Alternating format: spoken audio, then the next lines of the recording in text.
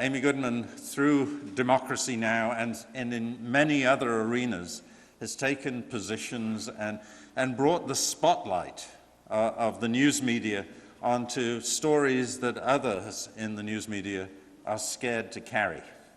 She is willing to be open for causes of justice and peace in the world, and she is a breath of fresh air in our media landscape.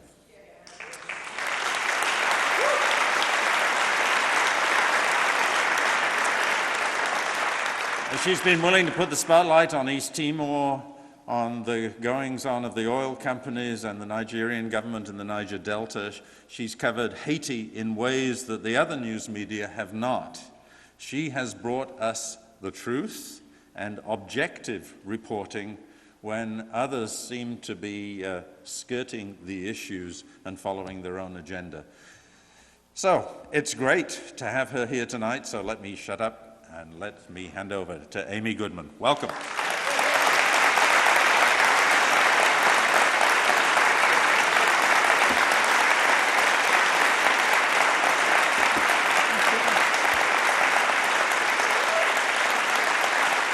Thank you. I feel so bad that you're behind me because then I can't preach directly to the choir, but I wish you could be sitting there. I'm not quite sure how to do this. What an honor it is to be here and to be delivering the Moon Lecture. I just learned that Bob Moon was a World War II conscientious objector.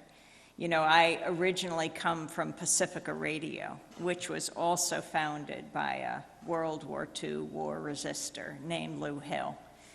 When he came out of the detention camps after World War II, he said, there has to be a media outlet that is not run by corporations that profit from war, but run by journalists and artists. And that's how Pacifica Radio was born, the first station, KPFA, in Berkeley. The second station, KPFK in Los Angeles, KPFA 1949. Soon after World War II, KPFK, 1959. Not run by corporations as George Gerbner, founder of the Cultural Environment Movement, the former dean at the Annenberg School of Communications, University of Pennsylvania, said, not run by corporations that have nothing to tell and everything to sell that are raising our children today.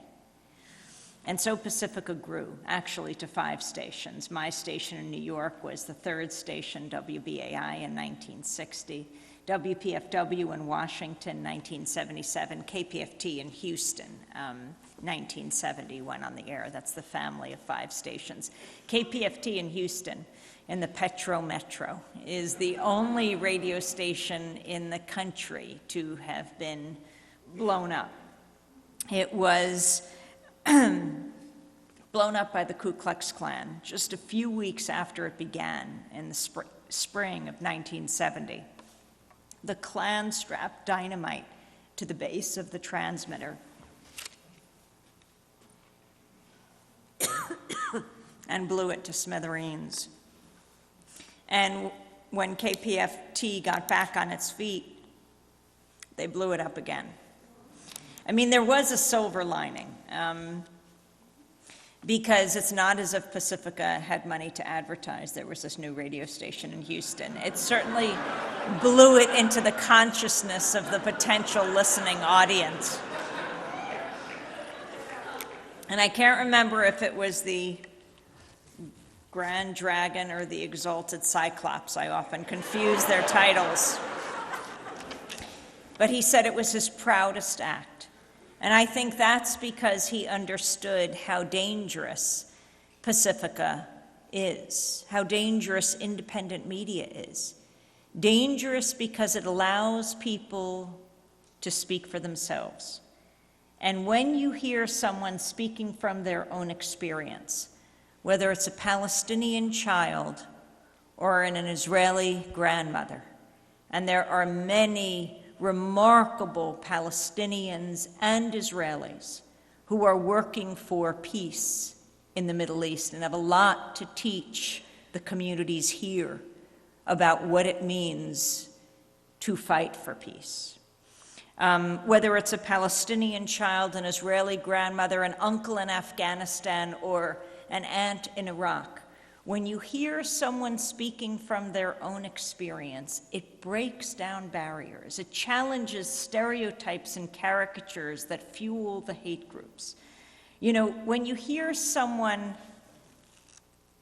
you think, it sounds like my baby or my bubba, it sounds like my aunt. You don't have to agree with them. How often do we agree with people in our families? But you start to understand where they're coming from. And that's the beginning of peace, of a common ground, of wanting to understand, not tear apart. That's the power of independent media, which is why we have to support it all over this country. And it is a great honor for us at Democracy Now! In New York that we're broadcast here on KVMR, as well as KDVS and KDRT and Davis, and that Access Sacramento broadcasts us on Channel 17 and 18, Davis Community Television, Satellite Television, Link, and Dish. And how many of you watch or listen to Democracy Now! Well, that is wonderful. And what do you listen to? You watch online or you listen online at democracynow.org. Well, we have flyers you can pass out to friends and everything to let people know where we broadcast. Democracy Now! Just passed the 1,000 station mark. It is truly amazing.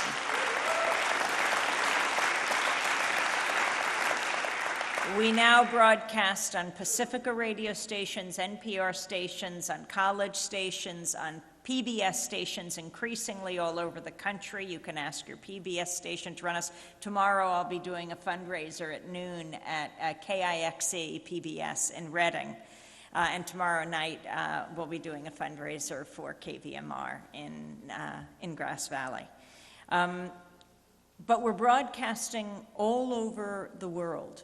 Our headlines are available in Spanish, over 300 radio stations throughout Latin America and Europe, broadcasts, and the United States, the Spanish headlines.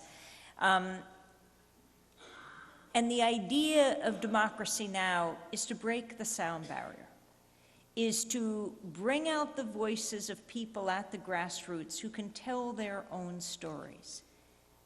And if they can't, to tell those stories until they can tell their own. What an honor it is to be here on the eve of Martin Luther King's birthday. You know, a few months ago,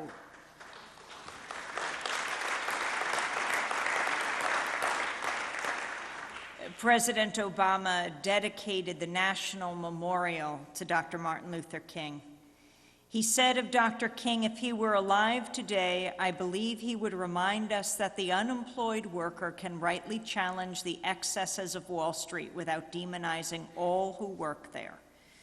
Well, the dedication occurred amidst the increasingly popular and increasingly global Occupy Wall Street movement. What Obama left unsaid about King is that were he alive, he would most likely be protesting Obama administration policies.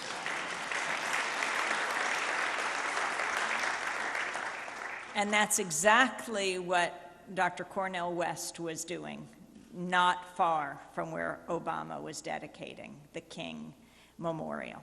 Yes, son of Sacramento, Professor Cornel West, the preacher professor from Princeton University, grew up right here in Sacramento, was arrested while President Obama was speaking on the steps of the U.S. Supreme Court not far away.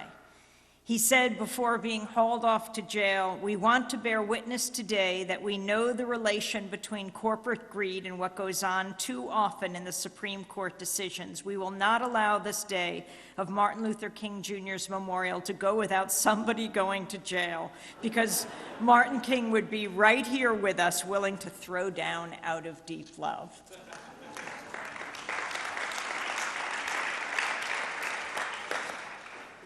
Professor West was arrested along with 18 others, declaring solidarity with the Occupy movement all around the world because we love poor people, we love working people, we want Martin Luther King Jr. to smile from the grave that we haven't forgot his movement.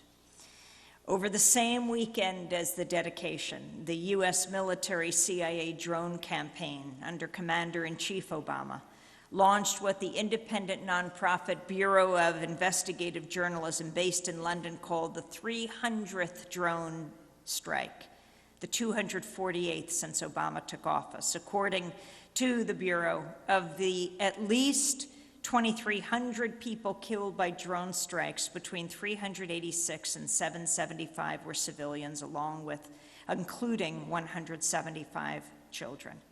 Imagine how Obama's fellow Nobel Peace Prize laureate, Dr. King, would respond to those grim statistics.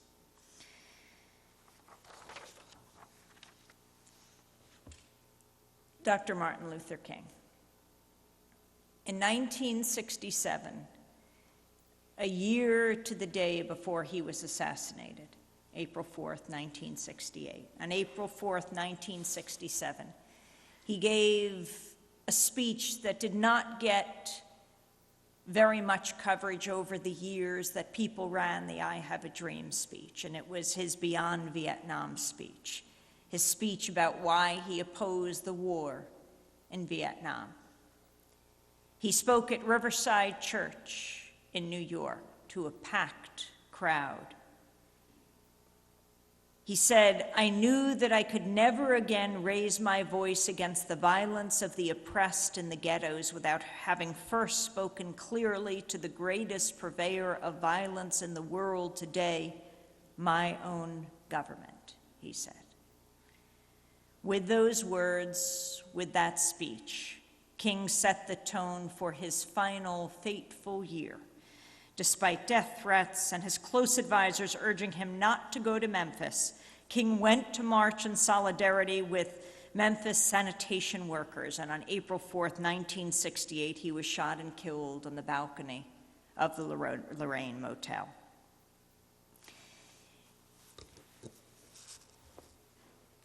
That day that he spoke out against the war in Vietnam, his closest advisors urged him, "Don't do this. You have achieved so much in this country. You have fought for civil rights, for human rights. You've gotten the president to sign the Voting Rights Act, the Civil Rights Act. Don't antagonize him. That is not your war, the Vietnam War." And Dr. King said no. Where there was violence, he would decry it. I'll never forget going to Memphis, visiting the Lorraine Motel, and speaking to people who were at that speech he gave the night before he was assassinated on April 3rd, 1968. The mountaintop address. A young man said his father had dragged him to the speech, right? He'd come down to stand with sanitation workers, to march with sanitation workers.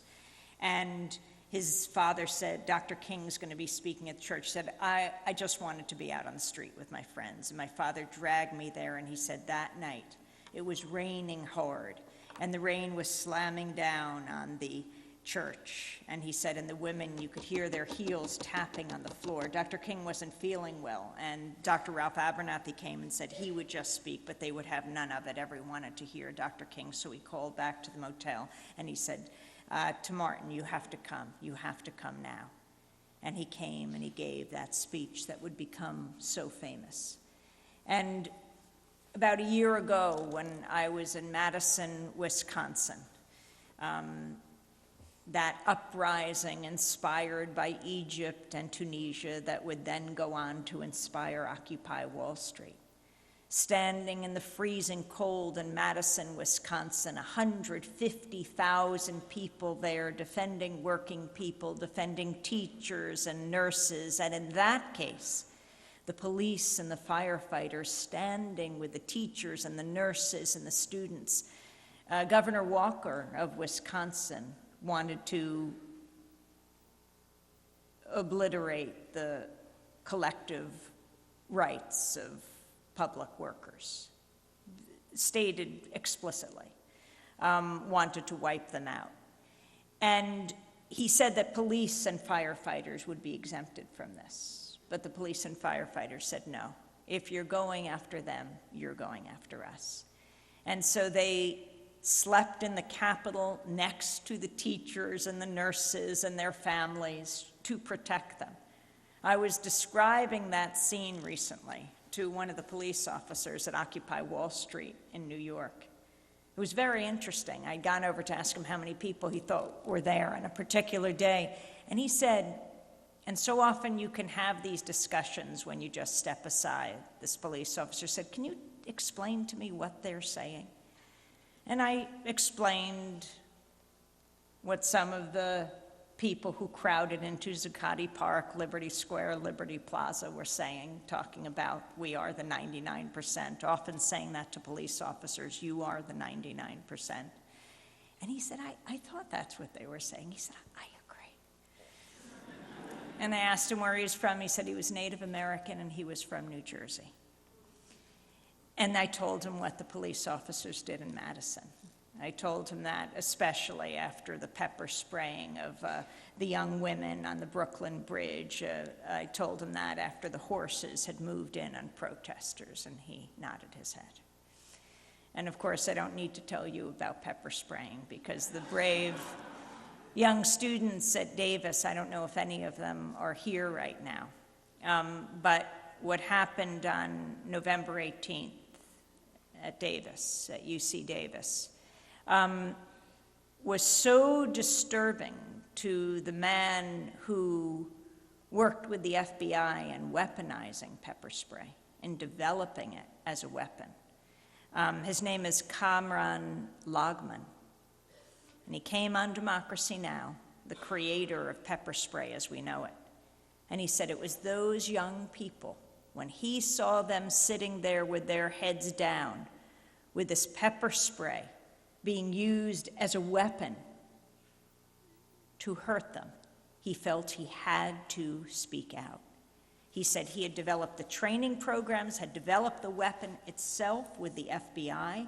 He had trained 4,000 officers in how to deal with this, and he said this was a violation at every level of law, what they did at Davis. And when he saw those young people, he said, I saw my own children. He said, you know what pepper spray was? Pepper spray in the 70s was just what you spray on dogs to get them away from you. And then what they did is they weaponized it, what he and the FBI did, and just made it much more powerful. And you use it to defend yourself in a time of, when you're facing serious violence. He said not for what happened at Davis or what he saw happen on the Brooklyn Bridge. These young women on the Brooklyn Bridge who were completely blindsided. They didn't even know what was coming at them, literally blindsided. The officer there, I think, was given a 10-day vacation, a paid vacation. But there are two stories here. One is the remarkable movements that we have seen in this country and around the world, and then there's the response to them. The hope, of course, is the movements. And standing there in Wisconsin, in Madison, 150,000 people, the largest protests Madison and Wisconsin had ever seen in their history. I was looking across at the state capitol, and there was the big building, there was a labor history museum, and there was AFSCME. And just to show how profound what people were fighting for and standing up for, you know that the sanitation workers that Dr. King went to stand with, to march with, to protect, to help unionize in Memphis, Tennessee, they were simply organizing the local chapter of AFSCME, the American Federation of State, County, Municipal Employees. That's what Dr. King died for. That's why these struggles are so important. And what he was doing scores of years ago is what people are doing in the streets today. The movements are what give us hope. You think about how all of this began. Well, it started with Tunisia and the uprising there. A young man who set himself on fire, Mohamed Bouazizi, because he felt he had no other option. He was a university graduate, ended up selling vegetables and fruit in the marketplace, and the authorities confiscated his scale, and he had been so harassed, so frustrated, that he lighted himself on fire. And that ignited a generation in Tunisia. It expressed the frustration of an entire country, and they rose out, and within days they had thrown out their dictator. But there was something even before that, and it's something Dan Ellsberg likes to point out as well.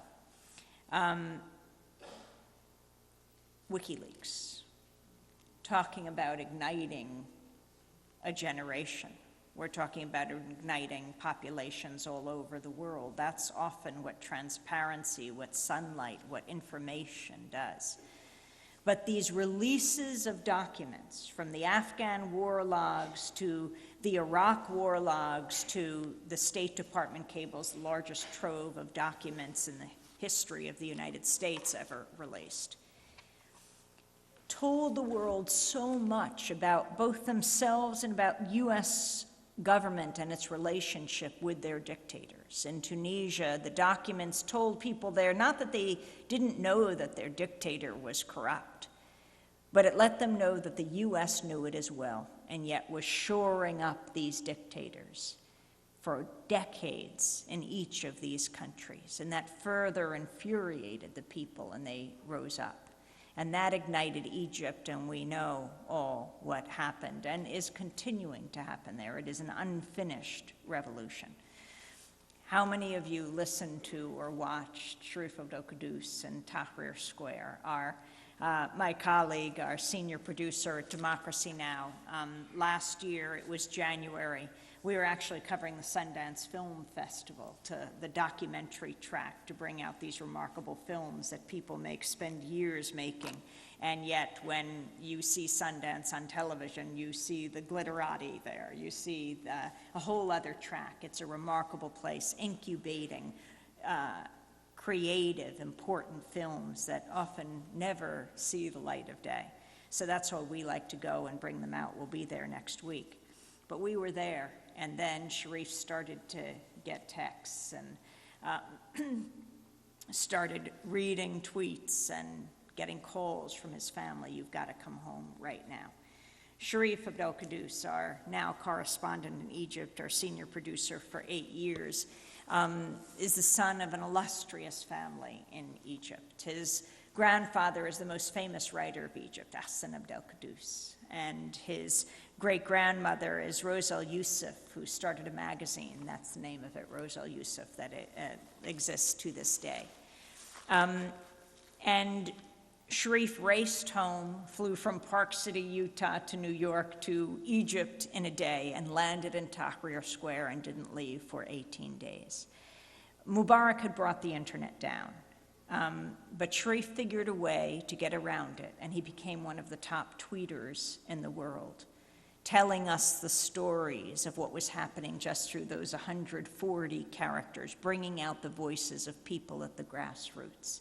And then when the internet went up, he had a joke about this, by the way. He said that was Mubarak's fatal error, bringing down the internet. He said, come on, we're Egyptian. He said, if the internet were up, we would all been home on Facebook, tweeting ourselves, talking to each other. But now, since he brought it down, we all had to go outside and figure out what was going on. So they gathered in Tahrir Square. And then the thugs broke the satellites, the TV satellites. So the internet went up, but the satellites went down. And that's how the networks transmit their broadcasts. We also do. But we're also down and dirty and very scrappy at Democracy Now! You know, we have built for the last 15 years this network and often can't afford to broadcast through satellites. You know, when, for example, during when Saddam Hussein was in Iraq and Jeremy Scahill was there, Saddam had set up a firewall, so you couldn't send out information through the internet. The networks would pay him millions of dollars to use the satellites. Democracy Now! Didn't do that, but Jeremy would go into an internet cafe, and we used a special program, and they would send a video broadcast report through this program and through 150 emails. And it's like going through a porch screen, and then we would put it back together in New York, and we would broadcast this for you. So we know how to send broadcast quality video through the internet. It's not a skill that the networks have had to develop because they've had the money to use the satellites. But when the satellites went down, you saw pictures of, Anderson Cooper on Skype in his hotel room in the lower third. At the bottom of the screen said, reporting from an undisclosed location. The Skype quality started to look a little like Democracy Now! But there we were broadcasting to you 25-minute perfect broadcast quality reports, because Hani Massoud, our videographer with Sharif Abdel Qaddus, also an Egyptian American, able to leap tall buildings in single bound, as Sharif would do all of these interviews and Hani would record them. He would then race back and put them together and send them to us through the night over the internet, and we would get them the next day. And the power of this, it wasn't just the bird's eye view, which was amazing, of Tahrir, but you would meet the people. You would meet Hadef Souef, the great Egyptian writer who wrote The Map of Love, her nephew just released from prison just about a week ago, Ala, who we just interviewed on Democracy Now!, one of the most famous bloggers in Egypt.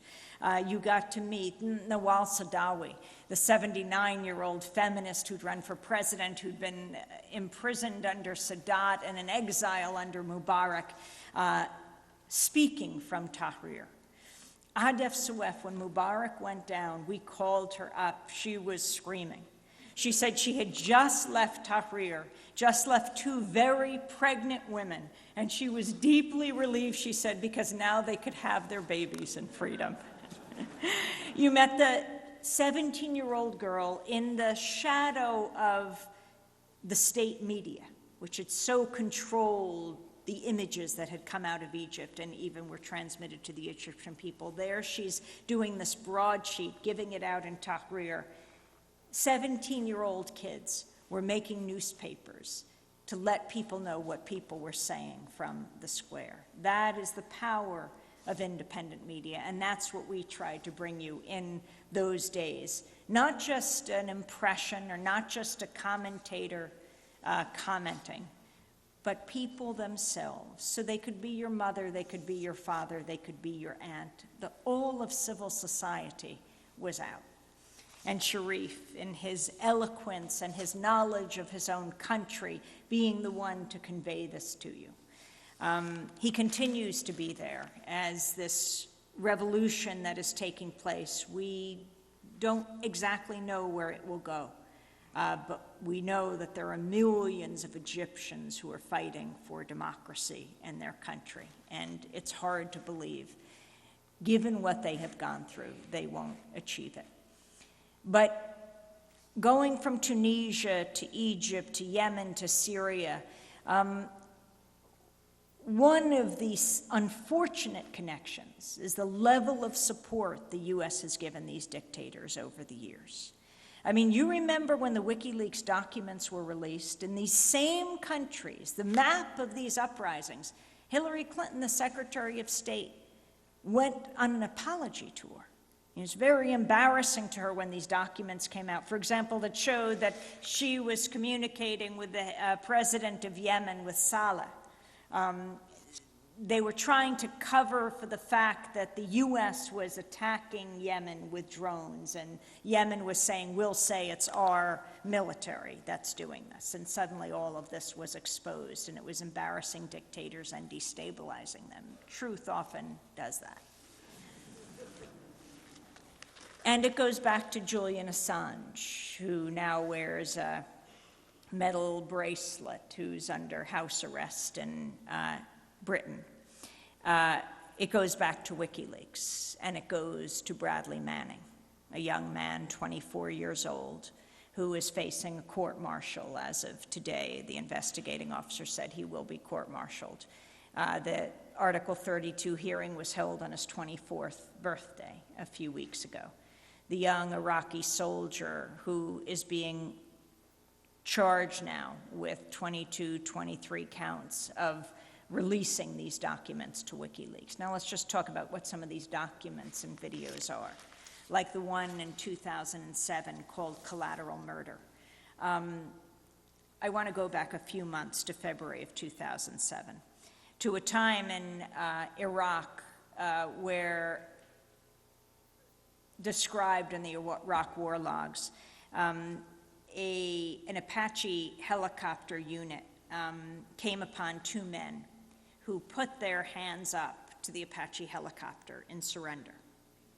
The soldiers in the Apache helicopter called back to base and said, what do we do? These two guys down there who are trying to surrender. And I actually think they talked to a lawyer on the base, and they said, you can't surrender to a helicopter. And they blew these guys away underneath. That was February 2007. These came out in the documents. It wasn't videotape of this. Now, I think if we had known this at the time, there would have been outcry in this country, just like there's outcry now on the Marine snipers, or the videotape of them urinating on Afghan corpses. But I do think there would have been a tremendous outcry, people trying to surrender, and this Apache helicopter unit blowing them away. Not rogue, not soldiers out of control, calling back to base and being told that they should open fire.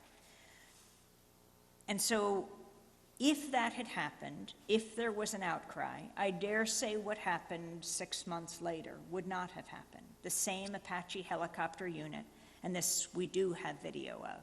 It's what WikiLeaks labeled the collateral murder video. It was July of 2007. It was in an area of Iraq called New Baghdad, in Baghdad.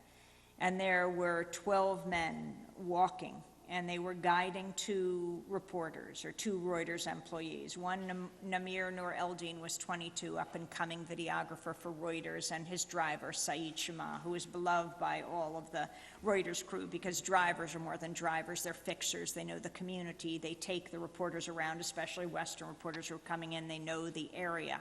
He was 40 years old. He had 4 children. And they had their cameras with them. And these men in the neighborhood were taking them around, and this Apache helicopter was hovering overhead, the same unit that had killed these men before. And we have the video. WikiLeaks released the video that included the narration of the soldiers, because it was the Apache helicopter video. It's the military video. It's not video that's edited by peace activists or anything like this. This comes from the military. And it is horrifying. The joking, the laughing, the epithets, the callousness, and the fact that they were not rogue, that they were asking permission every step of the way to open fire on these men below. And they opened fire. They killed almost all of them. Saeed Shama on the ground, critically wounded, dragging himself away, and they said, we got to get this guy.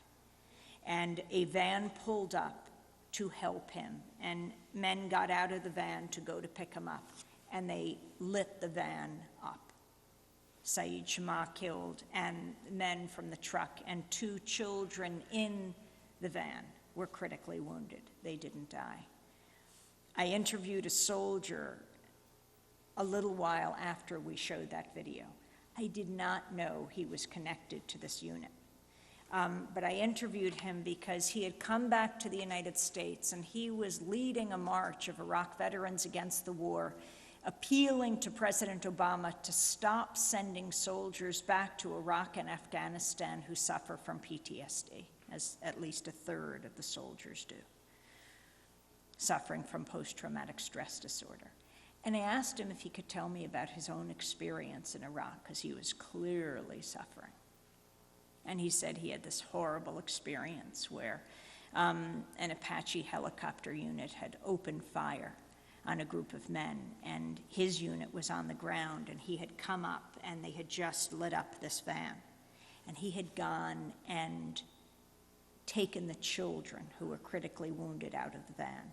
And he went back to base. He said to one of his one of his commanding officers, he needed help. He could not get these images of the children out of his head, and they told him to suck it up. And he just disintegrated from there. The ripple effect of violence will ripple through our communities for years. I was just thinking today, we had a conversation with Randall Robinson, the founder of Trans-Africa, and Michelle Alexander, who wrote a book you should all read called The New Jim Crow. Talks about the fact that in this country we have more African Americans percentage-wise imprisoned than at the height of apartheid in South Africa. It's amazing. That that in the cities of this country, more than half of the young black men are either in prison or on parole. More than half. You put that together with a number of young men and women who've come home from Iraq and Afghanistan, well over 1 million, and at least a third of them suffering from post-traumatic stress disorder. We have a generation of these wounded warriors, a wounded generation. This is the effect of war, whether the war is at home or the war is abroad. But this video, Collateral Murder, is what Bradley Manning is being charged with having released. And so you have to decide, do you think he should be given life in prison for this? He either faces, by the way, he could face life in prison or he could face death. This videotape that shows the Reuters employees being killed, the civilians on the street being killed.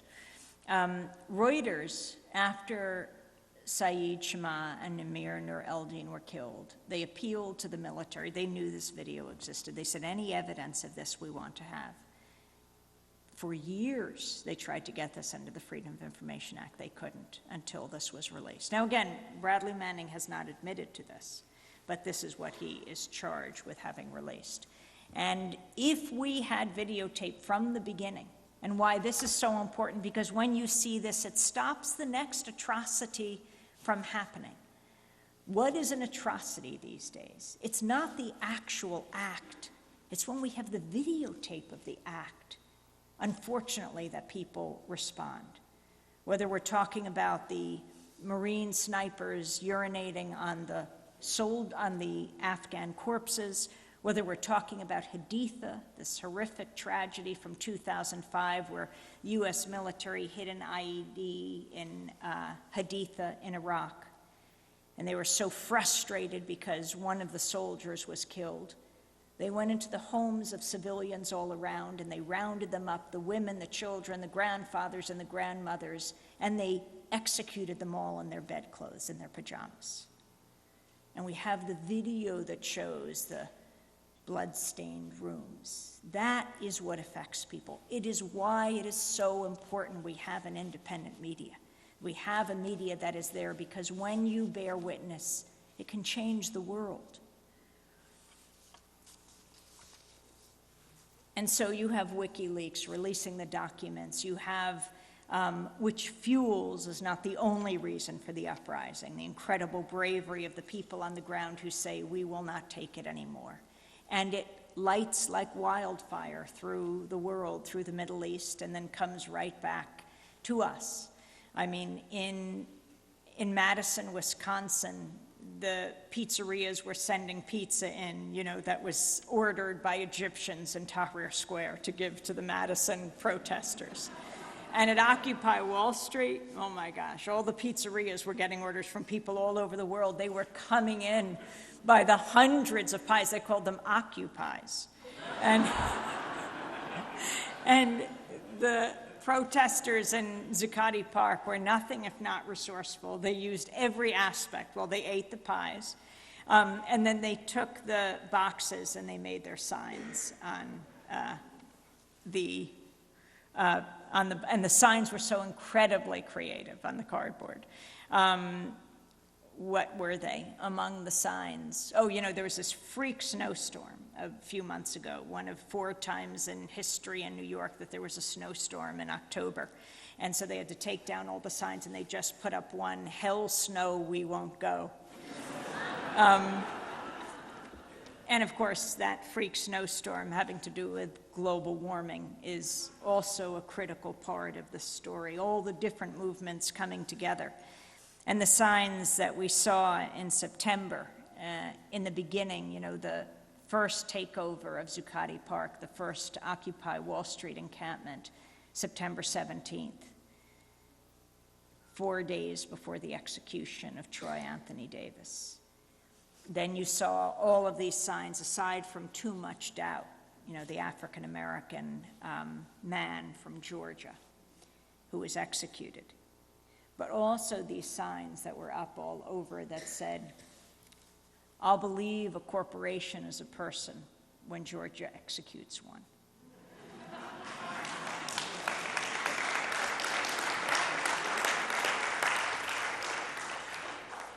Troy Davis. How many of you heard or watched our broadcast from Jackson, Georgia? We went down to Atlanta on the 21st of September, 20th, we went down. We broadcast from Atlanta, then went about 40 minutes away to Jackson, Georgia, to Georgia's death row. 100 men in that prison now, 99. There's one woman, but she's not in that prison. Troy Davis is a remarkable case of a man who'd been on death row for almost 20 years. And by the time of his execution, the Pope had called for a stay of the execution. President Jimmy Carter, South African Bishop Desmond Tutu, the two Nobel laureates, Bob Barr, the Republican Congress member from Georgia, 5 prison wardens, including the former prison warden of that prison, sent a letter. He wrote that the civilians who must carry out executions already, even when they believe a prisoner is guilty, go through a kind of post-traumatic stress when they execute someone. But for the level of doubt in this case, it was inexcusable to end Troy Davis's life. This was his 4th death warrant. He had come within hours several times of dying when the warrant had been stayed, his execution had been stayed. Troy Anthony Davis, it's the case of an African-American man who in 1989 was charged with killing a Savannah police officer, Mark McPhail. Mark McPhail was a hero cop. He was moonlighting as a security guard at Burger King in Savannah. And a homeless man was being pistol whipped. And Mark McPhail went to his aid, and he was shot. He was executed, Mark McPhail. The police arrested Troy Anthony Davis. There were 9 non-police witnesses at his trial. 7 of them recanted their testimony, saying they had been coerced or somehow forced by police to say what they said. Then jurors came out one by one and said if they knew then what they knew now, they never would have convicted Troy Davis. One of the 2 non-police witnesses who testified against Troy Davis was a man named Red Coles, who most of the others said actually committed the killing of Mark McPhail. He was the one who first pointed the finger, went into the police station with a lawyer to say it was Troy Anthony Davis. And a woman, most recently a friend of his, might have been a family member, spoke out, went on CNN and said he had just told her he had also been the killer of Mark McPhail. And so Troy Anthony Davis went through these 20 years on death row. September 21st, the 4th death warrant for him. So we went to the grounds of the prison to cover what would happen that night, not having any idea whether he would be granted a stay or not. We got to the grounds, our broadcast began at 6 o'clock, the execution was slated for 7. The Department of Corrections gave me a press packet. It was very thin. It focused on what Troy Anthony Davis would be having for dinner that night. We are nothing if we are not civilized. They said he was offered a special meal. He could have anything he wanted. He refused that. Instead, he would have the standard prison tray, and it laid out what that was. The press kit described the fare that he would be offered: grilled cheeseburgers, oven-brown potatoes, baked beans, coleslaw, cookies, and a great beverage. Then there was another piece of paper in the press packet, and it just had 4 lines on it with big typed words, like you read at the top of when you go into the eye doctor's office to see if you can see. It said pentobarbital, pancuronium bromide, potassium chloride, and Ativan, a sedative, it said in parentheses. The pentobarbital anesthetizes. The pancuronium bromide paralyzes. The potassium chloride stops the heart. The sedative, the prisoner can decide whether he takes an hour before the execution. The 2 things Troy Davis had any control over: the last meal and the sedative he said no to. By 7 p.m., the U.S. Supreme Court was reviewing Davis's plea for a stay. The case was referred to Supreme Court Justice Clarence Thomas, who hails from Pinpoint, Georgia, a community founded by freed slaves that's near Savannah, where Davis and his family had lived. The chorus for clemency was growing louder and louder, people all over the world writing in. We didn't know what would happen through that day. The head of the NAACP, Ben Jealous, was there. The head of Amnesty International, Larry Cox, was there. 150 people were on the grounds. That was the limit that the prison authorities would allow. 1,000 people were outside across the street from the prison. Students had marched from Morehouse College, Dr. King's College in Atlanta, from Spelman College, the historically black colleges. They were all holding candles. It was 7 o'clock, it was 8 o'clock, it was 9 o'clock. We had gone for a press conference to a small church down the street. The family had gathered there. And the other item in the press packet told us the schedule, Troy's schedule for the day. His family could meet with him from 9 to 3, but then they'd have to clear out at 3 for a physical. For Troy Davis to get a physical. At the press conference,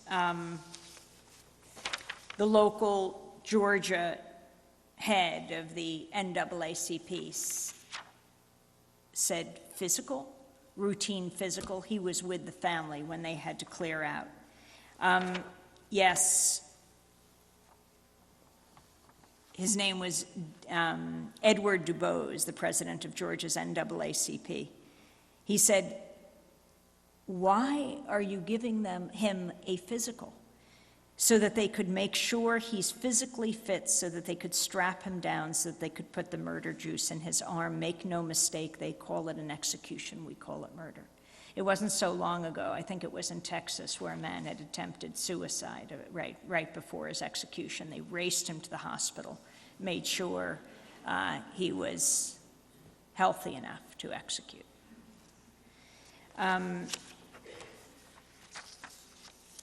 At 10:53, we got word the Supreme Court would not stay the execution, that the execution of Troy Anthony Davis had begun at 11:08. It was announced that Troy Anthony Davis was dead. The witnesses to the execution then came out one by one to describe what they saw. And one of the reporters described Troy Anthony Davis's last words. You know, he was laid out on a cross-like gurney, and his arms and his legs are strapped. The reporter said, that Troy Davis's final words were, "I'd like to address the MacPhail family." Mark MacPhail's son was there, also named Mark MacPhail, and Mark MacPhail's brother was there. There were 2 lawyers for Troy Anthony Davis there, and there were 4 reporters. The reporter said, Troy said, "I'd like to address the MacPhail family, let you know despite the situation you're in, I'm not the one who personally killed your son, your father, your brother. I am innocent. The incident that happened that night is not my fault. I did not have a gun. All I can ask is that you look deeper into this case so that you really can finally see the truth. I ask my family and friends to continue to fight this fight." And then he turned to his executioners, and he said, "For those about to take my life, God have mercy on your souls, and may God bless your souls." The state of Georgia then took Troy Anthony Davis's body to Atlanta for an autopsy, charging his family for the transportation. On Troy Davis's death certificate, the cause of death is listed simply as homicide.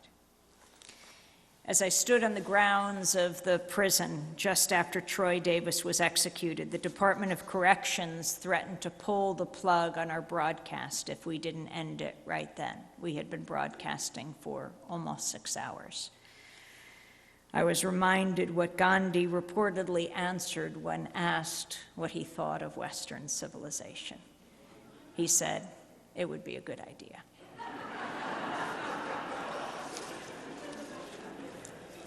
Just this past December, I was in Durban, South Africa with the whole Democracy Now! Team. You know, we were there covering the climate change conference, and that was truly remarkable. I think also the number of young activists who were there from around the world, it was like 20,000 people. Durban, you know, was where Gandhi really developed Satyagraha. That was the community he was in Durban, South Africa, before returning to India. But the movements that we're seeing, whether it's around the issue of climate change, whether it's around the issue of economic inequality, the whole Occupy Wall Street movement from Davis to New York, from Louisville to Edmonton, Canada, all over the world, how it has caught on is truly remarkable. You never know when it's actually going to be when it will actually happen, these magic moments. But if you're involved with social change, you will help to make history when these moments come.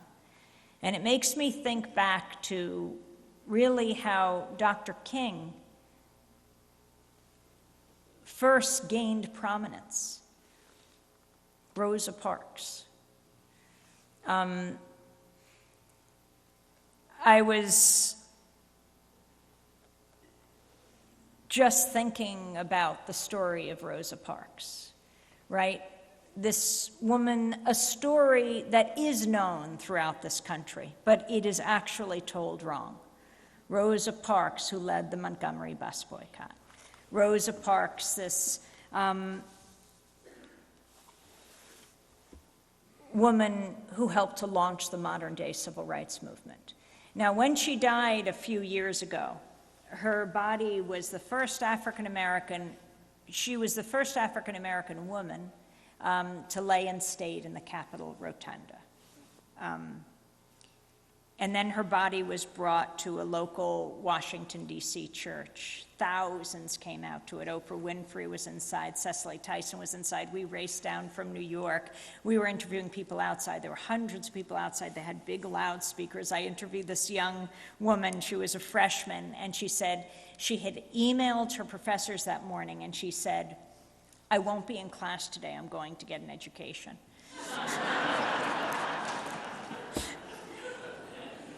And the media, of course, told her story, you know, when Rosa Parks died. They said, I can't remember, I think it was CNN, who said, Rosa Parks was a tired seamstress. She was no troublemaker.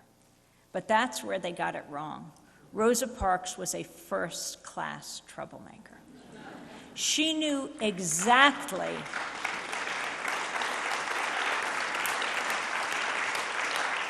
She knew exactly what she was doing on that day, December 1st, 1955. She had trained to do this. She wasn't simply tired. She was the secretary of the local NAACP. She worked with E.D. Nixon. He was the president. He came out of radical labor politics. He had helped to organize the Brotherhood of Sleeping Car Porters with the greatest organizer of the 20th century, A. Philip Randolph, who then went on to organize the 1963 March on Washington. You know, Dr. King giving his I Have a Dream speech. That was A. Philip Randolph, worked with E.D. Nixon. He was in Montgomery, and he and Rosa Parks had been working to challenge the racist segregation laws for years. She had trained at the Highlander Center. Dr. King had been there. Together, white and black, working to most strategically figure out how most strategically to actually change things. So she knew exactly what she was doing. In fact, she had sat down on the bus before and refused to get up when a white bus driver said, "You've got to get up for this white male passenger." She had said no before, and other young women had too. And again, you never know when that moment will come. But if you're involved in laying the groundwork, you will determine history. And that's exactly what happened with Rosa Parks on that day. 4 days later, December 5th, 1955, as she's going to court, the Montgomery Improvement Association holds its meeting to decide who will be the leader of the Montgomery bus boycott, and they elect as their leader a young minister who had just come into town, Dr. Martin Luther King. Yes, Rosa Parks helped to launch Dr. Martin Luther King. And to show how brave she was, just go back a few months before, in the summer of 1955, Emmett Till. Emmett Till, who was a 14-year-old boy from Chicago, whose mother, Mamie Till, had sent him down to Money, Mississippi to be with family to get out of the city for the summer. And older folks here must know his story. But he was staying with his aunt and uncle and his cousins, and a white mob came, ripped him out of bed, and he ended up in the bottom of the Tallahatchie River. They said he had wolf whistled at a white woman, this 14-year-old boy. And when his body was dredged up and he was sent back to Chicago in a coffin on a train, his mother, Mamie Till, did something incredibly brave. She said she wanted his casket to be open for the wake and the funeral. She wanted the world to see the ravages of racism, the brutality of bigotry. Thousands streamed by Emmett's casket and saw.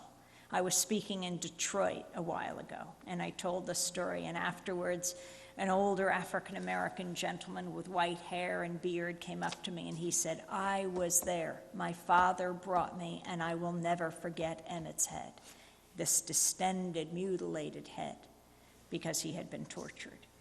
And they streamed by his casket and saw. And then Jet Magazine and other black publications took photographs of his head. And they were actually published, and they were seared into the history and consciousness of this country. Emmett Till's mother, Mamie Till, had something very important to teach the press of today. Show the pictures, show the images. Could you imagine if for just 1 week we saw the images of war in this country? If it was the top of every TV and radio newscast, every single day, if it was on everyone's homepage, on everyone's Facebook wall, of the subject of every tweet for 1 week, we saw the images of war. Babies dead on the ground, soldiers dead and dying, women with their legs blown off by cluster bombs, corpses who'd been killed by drones. For just 1 week, Americans are a compassionate people. They would say, no, war is not the answer to conflict in the 21st century.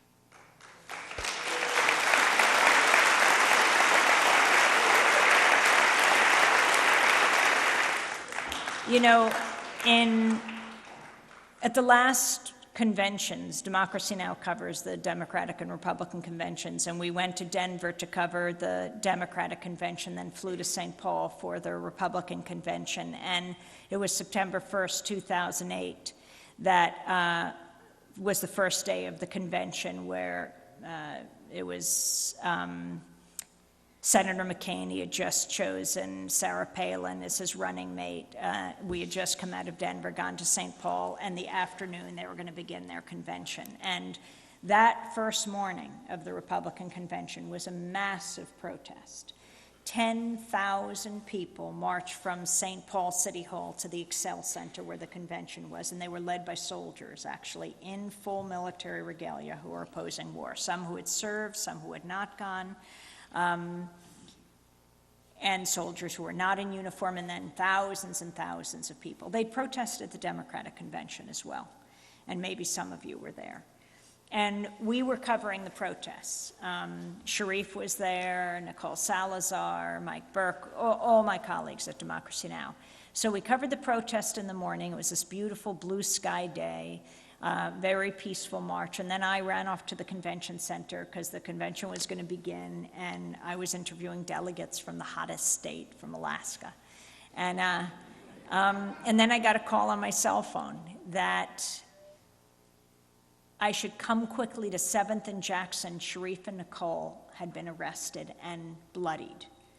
And I was just shocked. What are you talking about? I said, I think they're in our TV studio. They're digitizing tape. No, they said, come quickly. This was Mike Burke, our other senior producer. So we raced off the floor. I was with our videographer, who was Rick Rowley of Big Noise Films, who does superb work. You should see all of his films, Fourth World War and Zapatista and many others. We raced down the streets of St. Paul, got to 7th and Jackson. It was a big parking lot. The riot police had surrounded the area. I was going up to the riot police to ask where Nicole and Sharif were. I was running along the police line. I stopped and I said to a police officer, can I speak to your commanding officer? I'm Amy Goodman, and my two colleagues are inside. You can see I have all the credentials that they give us, that the police give us, that allow us to go in to interview presidents, vice presidents, delegates. They have these credentials as well. We want to have them released. It wasn't seconds before they ripped me through the line, twisted my arms back, slapped the handcuffs on, and pushed me onto the ground. I was saying, don't arrest me. And they arrested me. They charged me with a misdemeanor, interfering with a peace officer. If only there was a peace officer in the vicinity. I was desperately looking for Nicole and Sharif. I saw Sharif across the parking lot, his hands behind his back. I was demanding to be brought to him. I was finally brought to him. We were standing there. His arm was bleeding. He had his credentials on. We were demanding to be released. We kept saying, you can see we're journalists. We demand to be released. And the Secret Service came over and ripped the credentials from around our necks. So then I was taken off into the police van, demanding to see Nicole. She was in the police van. Her face was bloodied. She was handcuffed. She had her credentials on. She told me quickly what had happened. She said they'd gone to the TV studio to digitize tape. They saw a commotion outside. Sharif and Nicole ran down with their camera and their microphone. They wouldn't have been doing their job if they hadn't gone down. And there they saw the riot police. They saw protesters. They were in this parking lot. Nicole was filming, and the riot police were coming at her in formation. And they're screaming at her, on your face, on your face. First they were saying, move, move, but she was against the parked cars. She couldn't move. She was shouting back, where? And they said, on your face, on your face. She is filming and showing her press pass, and she's shouting back, press, press. She didn't plan to film her own violent arrest, but that's exactly what happened. Before she knew what hit her, they came at her from behind and in front of her, and they took her down on her face. Her camera tumbled down, and the first thing they did with the camera is pull the battery out of it, if you were wondering what they wanted to stop happening. So she's on her face. They've got their knee or boot in her back, and they're dragging on her legs, so they're bloodying her face. Sharif, who is a very cool guy, was saying to the police, to the rioting police, calm down. They took him, threw him up against a wall, kicked him twice in the chest, bloodying his arm, and took him down. They faced felony charges for riot, Sharif and Nicole. So they put me in the police garage where they'd erected cages to put the protesters in, and they took Sharif and Nicole to jail.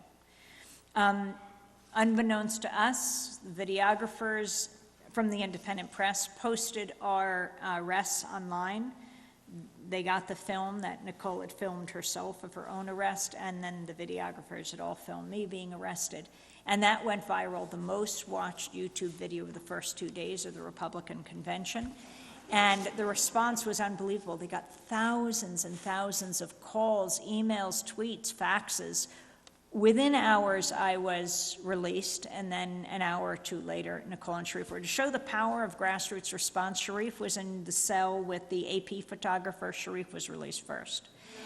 So then I was brought to the convention to talk about what had happened. The networks wanted to interview me. I was in the NBC skybox, and when the interview was over, an NBC producer came over to me and said, "I don't get it. Why wasn't I arrested?" So I said, "Oh, were you covering the protests as well?" He said, "No." So I said, like Woody Allen says, 90% of life is just showing up. I'm not being arrested in the skybox either. I mean, it's a very nice view, but you got to get out there. And this is very important. You know, it's our job to get to the convention floor, to find out what people are saying, what they're thinking, what the arguments are inside, to get into the corporate suites, who's sponsoring these conventions. You know, the Koch brothers sponsoring the Republican Governors Association, who's sponsoring the Democratic Senatorial Committee. How many rooms I got a door slammed on me because you go in, they've got their appetizers and their hors d'oeuvres, and you're reaching for a strawberry and trying to find out, oh, who brought you these strawberries? And then they kick you out.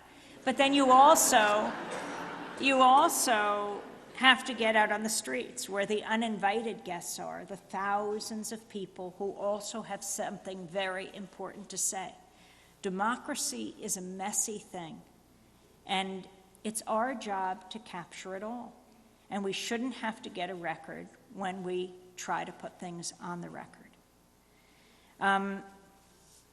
The next day, the police chief had his news conference, Chief Harrington, and so I went to cover the news conference. The officer who opened the door to the news conference was my processing officer the night before. So I said, you not only have to let me into this news conference, you have to let me out when it's done. So Chief Harrington was very proud of the police operation, and he talked about how successful it had been. So I raised my hand. I described what had happened to the three of us. I described how my colleagues had been bloodied. And I said, what have you instructed your police officers to do, and how do you expect us to operate in this atmosphere? He said we could embed with the mobile field force. Embed with the police mobile field force. The next day I saw a Fox reporter with his little Fox baseball cap on in the middle of mobile police moving down the street as a unit together.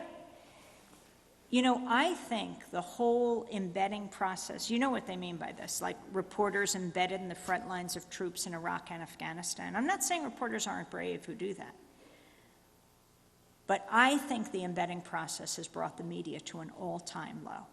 What do you think you're going to get when you're embedded with the troops on the front lines in Iraq and Afghanistan? You're sleeping with them, you're eating with them, your life is in their hands. If you're going to report from there, you need reporters embedded in Iraqi hospitals and Afghan communities and the peace movement around the world to understand the full effects of war. We need a media that is independent. And they are saying that this flawed model that they are using to cover war is now what we are going to have to use to cover American cities. This is simply not acceptable. And so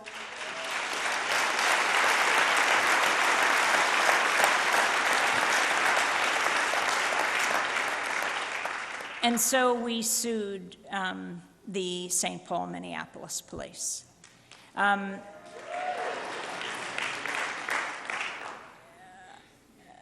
A few months ago, we settled with a landmark case. We not only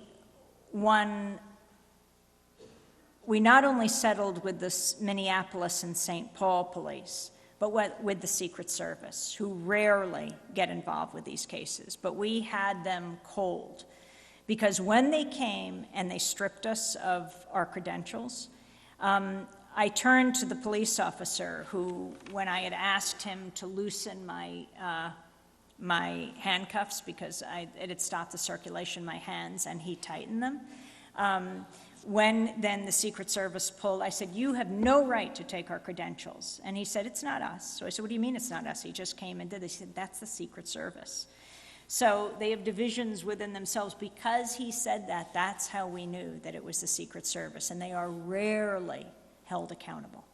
So it was very important to take all of them on, and they all had to settle with us. And what we won from the St. Paul police was that they would incorporate into their training, working with us in the Center for Constitutional Rights and the ACLU, to come up with a training around how to deal with reporters in these situations, which we felt is absolutely critical as we move into the next Republican and Democratic conventions in Tampa and Charlotte. And we held the news conference announcing our settlement at Occupy Wall Street. Because it is not only at the conventions, of course, but at all of these Occupy Wall Street encampments around the country where we see this enormous police force. I said military because you confuse it with military force. You know, we have the Posse Comitatus Act, the military can't march in the streets of the United States. I think the way they're getting around this is simply by militarizing the police. And it is very frightening, and you don't have to take it just from me or for any of you who have seen this. We were just interviewing Norm Stamper. I mean, he is the model. He was the former police chief of Seattle during the Battle of Seattle. It was quite amazing to be speaking with him. He considers what he did there to be his worst mistake. To have opened fire on peaceful protesters, from teachers to Teamsters to high school students, the thousands of people in the streets of Seattle, the precursor to the Occupy Wall Street movement in November of 1999. And when the police were denying that they were firing rubber bullets at the protesters, we were picking them up by the handful. CNN.com was repeating what the police were saying, and IndieMedia.org was now getting more hits on its site than CNN.com was. We were taking pictures of not only, of course, the rubber bullets, but then the pepper spray, the tear gas, all of the different chemical agents that were being used, and Norm Stamper said he had made a terrible mistake.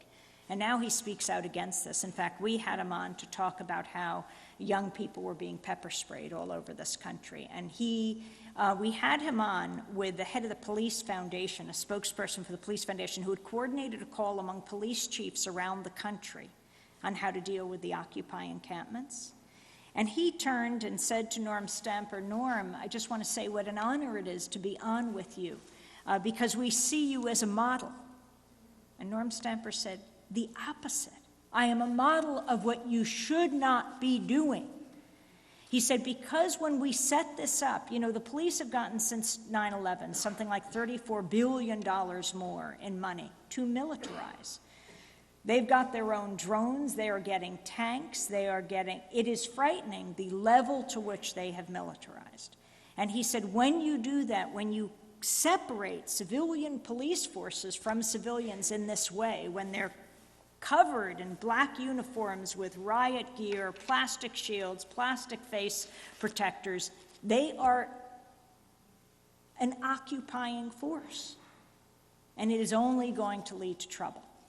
And I think we have to be very serious as we see this increasing unrest in this country. Be very serious about the response. We are a civilian society that is run by civilians, and we must together determine how police operate in a civilian society. I just want to end with two thoughts. One is, one of the books that my brother David and I have written is called Static.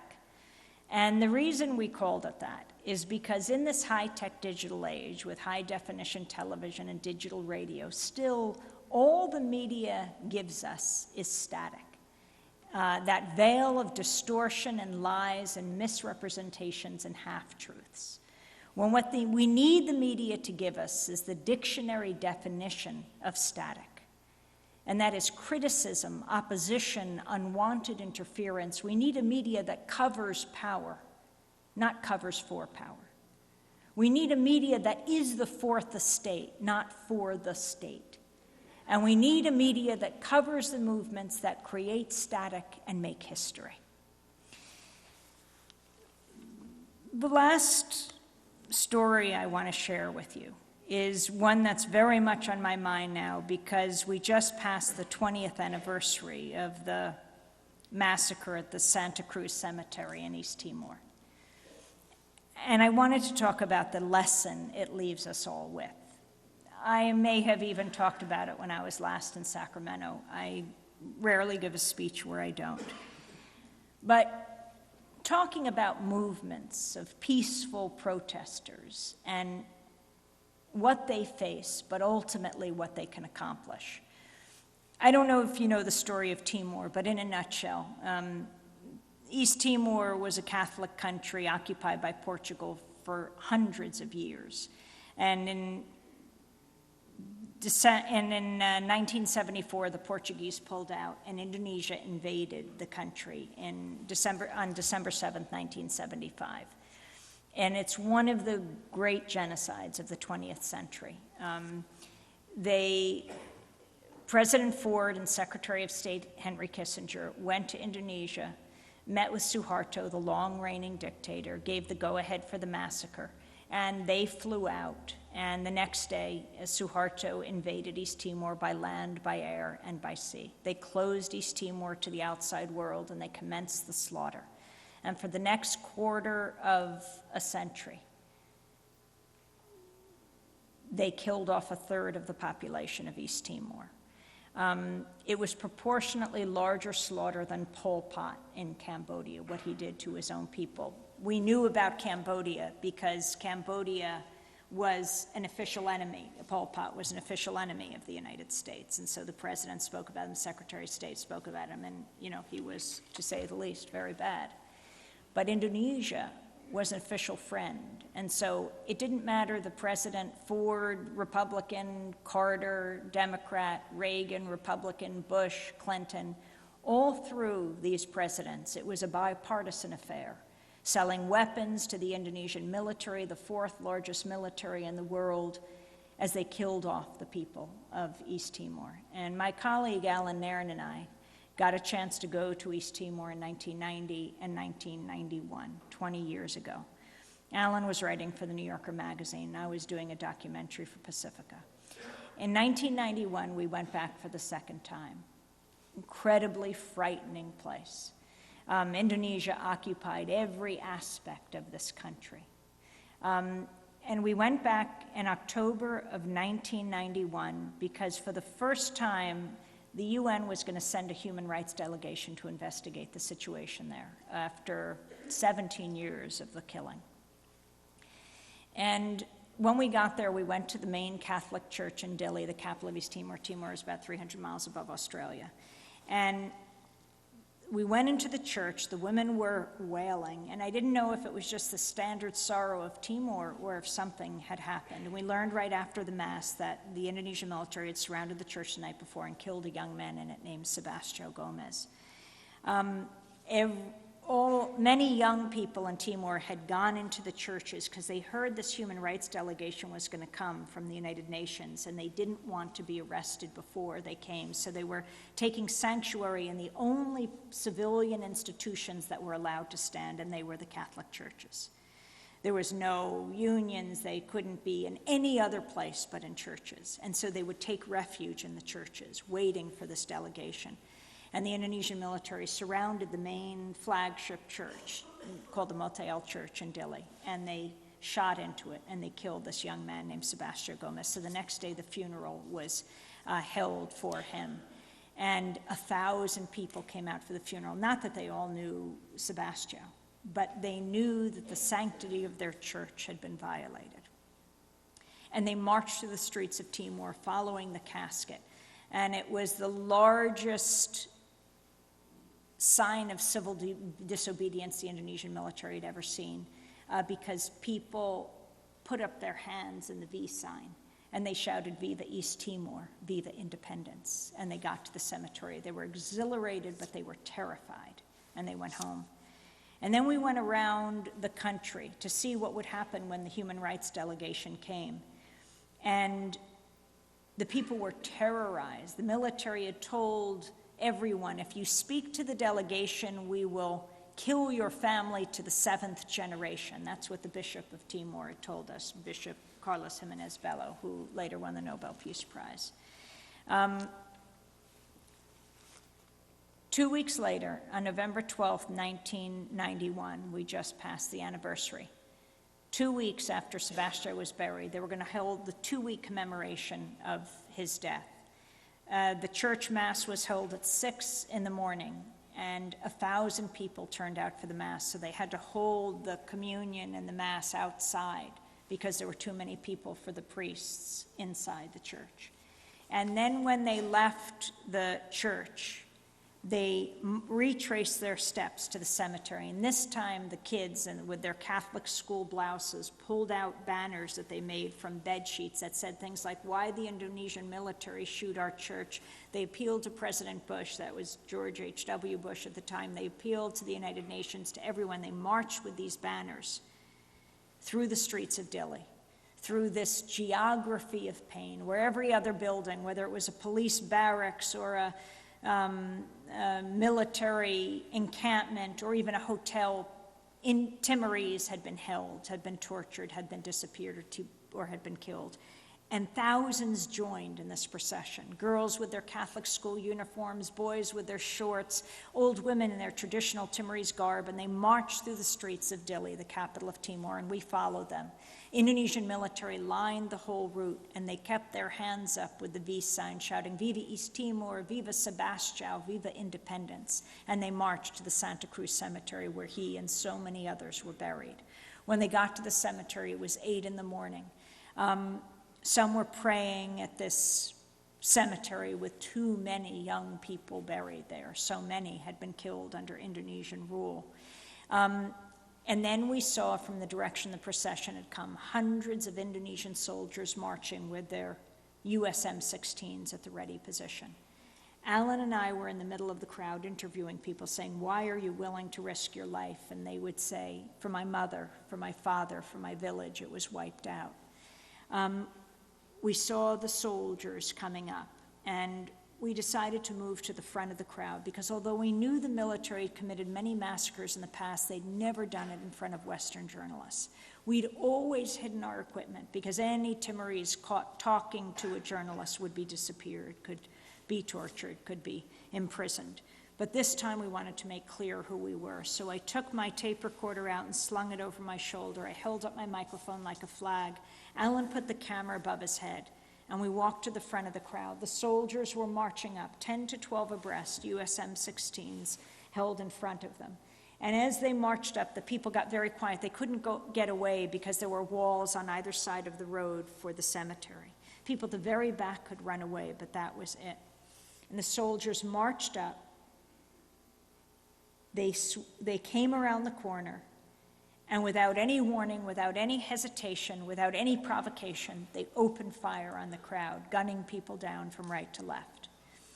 A group of them came at us. One of them grabbed my microphone, was swinging it in my face to say, "This is what we don't want," and they slammed me to the ground. Alan got a photograph of them opening fire. And then he threw himself on top of me to protect me as I went down. And they took their USM-16s like baseball bats, and they slammed them against his skull until they fractured it. So we were laying on the ground. Alan was covered in blood. They were killing everyone around us. And then they put the USM-16s to our head in firing squad fashion. And they were shouting two things at us. Australia and Politique. Politique because they were saying we were political to witness this. But that is our job as journalists, to go to where the silence is. They were shouting Australia because they were demanding to know if we were from Australia. We knew how dangerous that was, because 17 years before, when Indonesia first invaded East Timor, there were 5 Australian journalists covering the invasion. They lined them up against a house in a place called Balibo, and they executed them all. There was one journalist left from Australia named Roger East, who was reporting from the world from a radio station in Dili the day after the massacre, December 8th, 1975. And they dragged him out of the radio station as he shouted him from Australia. They shot him into the harbor with so many thousands of Timorese. The Australian government hardly protested the killing of their journalists. We believe because years later, Indonesian and Australian governments would sign the Timor Gap Treaty, dividing up Timor's oil between Australia and Indonesia. Oil is the source of so much pain in the world. So 17 years later, November 12, 1991, as we lay on the ground, Alan covered in blood, the guns to our heads, they now stripped us of everything. We had nothing left. As they shouted Australia, I shouted back, no, America, America. I only had my passport, so I threw it at them. And I was born in Washington, D.C., and they saw the passport, and I would shout, America. They'd kick me in the stomach. When I get my breath back, I'd say, America, America. And at some point, they pulled the guns from our heads. We believe because we were from the same country their weapons were from. They would have to pay a price for killing us that they had never had to pay for killing the Timorese. The soldiers then moved on. A Red Cross Jeep pulled up. We were able to get into it. The driver picked up an old man who was in a sewer ditch behind us, and the Indonesian soldiers were beating him down, and every time he put up his hands in the prayer sign, they would take the butts of their rifles and smash his face. The Red Cross driver picked him up, put him in the Jeep, and as we drove toward the hospital, dozens of Timorese hailed the Jeep, stopped it, and jumped on top of us, on top of the vehicle, hanging off the spare tire at the back, and we drove as a human mass to the hospital. When we got to the hospital, the doctors and nurses started to cry when they saw me and Alan. I believe because, we were not in worse shape than the Timorese. Alan's skull was fractured. He was a mess. But the Timorese who were there, who'd been dragged there by their friends or their sisters or their brothers, were the lucky Timorese who'd been shot but were not yet dead. And they were being operated on. I think the doctors and nurses started to cry because of what we represent to the people of Timor. Not just me and Alan, all of us as Americans, and not just to the people of Timor, but to people all over the world. I think we represent 2 things, the sword and the shield. The sword, because all too often the United States uses its own military against another country or gives weapons to a human rights abusing regime like Indonesia. The shield, the sword is the government. The shield is the people. People all over the world see the American people as their shield. And on that day, on November 12, 1991, they saw that shield bloodied, and it just deepened their despair. We left the hospital. We figured the Indonesian military would soon raid it because it was where the survivors of the massacre were. We ended up at the bishop's house, where hundreds of Timorese were taking refuge that day, had run from the massacre site. The bishop helped me clean up Alan. He was covered in blood. He had a full head of black hair, but under his hair, it was like a helmet of blood underneath. His shirt was covered in blood. He gave him a new shirt. I took his old shirt and I put it under a towel that the bishop gave me. I wrapped it around my waist because we knew they would deny anything happened to us. But how could they explain this? How could they explain his head? And we made our way to the airport. At the airport, there was one plane that was leaving. When we got into the airport, the military started to shout because, we had just come in. And the only thing we had, I couldn't even show my passport because they had already taken Alan's, and I didn't want to show anything that they would then ask for his and say we couldn't leave. But we demanded to leave. We said we had to get on that plane. It was either an oversight or they had decided not to kill us, and now they wanted us out of the country. but we were able to get on that plane.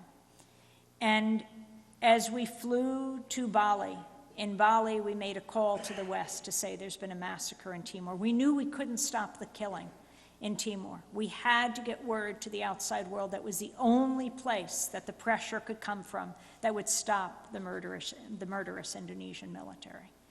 The Indonesian military killed more than 270 Timorese on that day, and it wasn't one of the larger massacres in East Timor. When we got to the United States, we held a news conference at National Press Club, not only described what had taken place, but said U.S. weapons had been used. A nationwide movement grew up in the United States called the East Timor Action Network, and it was remarkable the number of people through those years after 1991 called their Congress members. Every call that came in on Timor, Congress members would tell us counted as 100 for something else because it was an obscure issue, and yet so many people were now calling in. The pressure that was being brought to bear to stop arming human rights abusing regimes. And in 1999, the people of Timor got to vote for their freedom in a UN-sponsored referendum. I tried to get in to cover the referendum, and the Indonesian military caught me when I tried to get through Jakarta, and they deported me. And then I tried to get in Bali, and they caught me, and they deported me. But Alan did get in. He made his way in. And it was terrifying what took place. The beginning of September 1999, exhilarating because the people got to vote for their freedom, but terrifying because in a sadistic goodbye operation to the people of East Timor, Indonesia burned East Timor to the ground. They killed 1,000 more Timorese just during the votes, but they voted for their freedom. East Timor was then handed over to the United Nations for 3 years, and on May 20th, 2002, the people of East Timor voted for celebrated their independence. And I did get to go in for that day. I went through Australia. And it was an amazing moment. May 20th, midnight 2002, 100,000 Timorese gathered in Tasitolo, a sandy plain just outside East Timor. At midnight, Kofi Annan, then UN Secretary General, gave his speech, followed by Shanana Gusmao, the rebel leader of East Timor, long imprisoned by the Indonesians. The founding president of an independent East Timor stood up, and he unfurled the flag of the Democratic Republic of East Timor. There was this fireworks display, and you could see the light reflected in the tear-stained faces of the people of East Timor. This nation of survivors had prevailed. They had resisted, and they had won. At an unbelievably high price, at an unacceptably high price. 1/3 of their population had been wiped out, but they won. And they thank people, particularly from the most powerful Western nations, who had told their countries to stop the flow of weapons to the country that was occupying theirs. And it was a lesson to all of us. Whether we are journalists or teachers, pastors, preachers, doctors, nurses, students, activists, artists, librarians, whether we are employed or unemployed, we have a decision to make every day, every hour of every day, whether to represent the sword or the shield. Democracy Now!